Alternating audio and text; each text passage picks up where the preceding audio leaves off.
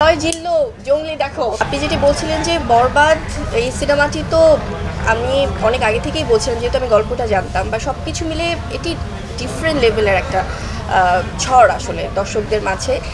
আর সাকিবিয়ান্স যারা আছেন, যারা আমাদের প্রিয় নায়ক শাকিব খানের যারা ভক্তকুল, এত বড় একটা ফ্যান বেস, তারা কিন্তু শুরু থেকেই ভীষণ পজিটিভ। তারা জঙ্গলিকে যেভাবে আপন করে নিয়েছে, এবং এটাই তো আসলে হওয়া উচিত। সব নায়ক নায়িকাদের ফ্যানরা সবার সিনেমা দেখুক, এটাই আমরা চাই।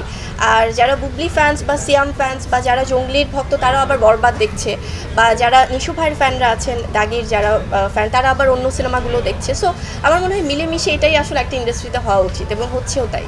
আপু একটু প্রসঙ্গের বাইরে প্রশ্ন করতে চাই, আপনি বরবাদ দেখেছেন? আর বরবাদ যদি দেখে থাকেন কিংবা নাও দেখেন, এই মুভি নিয়ে কি বলবেন?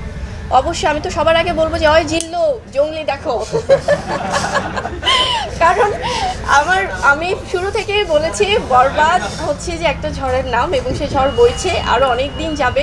এটা আমাদের ইন্ডাস্ট্রির জন্য অনেক পজিটিভ। বরবাদে আছে আমাদের সবার প্রিয় মেগাস্টার শাকিব খান, ভীষণ ভালো একজন অভিনেতা, যিনি দিনের পর দিন নিজেকে আরও ফাইন টিউন করছেন, ভিন্ন ভিন্নভাবে আসছেন দর্শকদের সামনে, এবং দর্শক কিন্তু যে কোনো শ্রেণীর দর্শক এখন ওনাকে সেভাবে ভালোবাসা দিয়ে অ্যাকসেপ্ট করছে। আমি তো মানে এখন পারিবারিক সময়টা যাচ্ছে, জঙ্গলি নিয়ে যাচ্ছে, সো বরবাদ নিয়ে যাচ্ছে, ডেফিনেটলি এর মধ্যেই দেখবো অবশ্যই।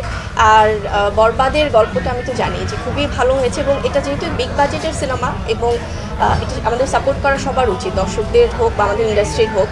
আর ডিফারেন্ট আমাদের জঙ্গলি যেমন একটা অন্য ঘরানার সিনেমা, একটি ডিফারেন্ট গল্পের, এবং বরবাদও অন্যরকম। সো আমার মনে হয় যে সব কিছু মিলেমিশে একাকার, এটা আমাদের বাংলা চলচ্চিত্রের জন্য খুব ভালো যে সিনেমাগুলো দর্শক ভালোবাসছে। ওই যে বাসায় থিয়েটার নিয়ে যেতে বলছিল বীর, পরে বীর শেষ পর্যন্ত জঙ্গলি দেখলো কিনা, জঙ্গলি দেখার জায়গাটা তার কিরকম হলো, এক্সপেরিয়েন্স হয়েছে কিনা?